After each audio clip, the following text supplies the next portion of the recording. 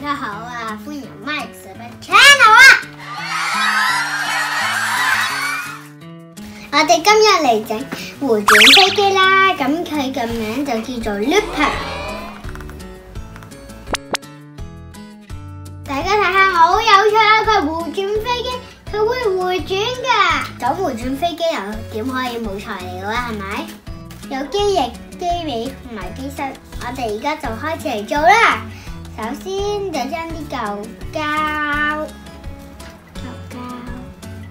放喺個飛機頭嗰度，然後咧就將呢啲嘅膠紙貼入去，一定要貼啊！如果唔係會甩出嚟㗎，飛嗰陣。咁我哋而家就嚟攝機翼喺裏面啦。做機翼嗰陣咧，要注意喎，呢兩度要塞入去，呢兩度唔使塞入去啦。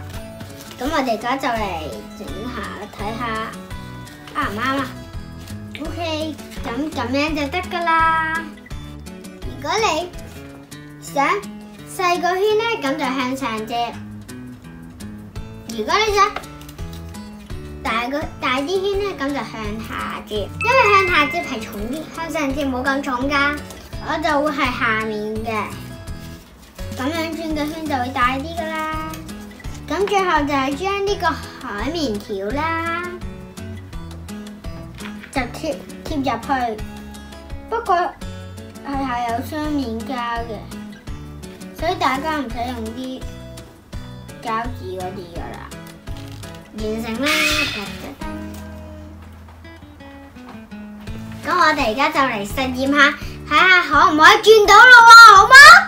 我哋頭先咧，因為向下咧，我哋嘅屋企唔夠大啊，所以回旋唔到啊。我哋而家就向翻上，咁咧我哋就成功啦。事不宜遲，我哋而家就嚟試下睇下得唔得咯喎，應該好勁噶啦！大家睇住啊 ，3、2、1，咁咧，我而家就送一句金句俾大家，呢隻飛機識自己回旋翻去自己嗰度啊嘛，即係自己可以收拾嘅玩具，玩完玩具一定要收拾啊！如果大家未睇整部實驗，可以喺呢邊有得睇；如果大家未留言，可以喺呢邊有得留言㗎。下集再見，拜拜。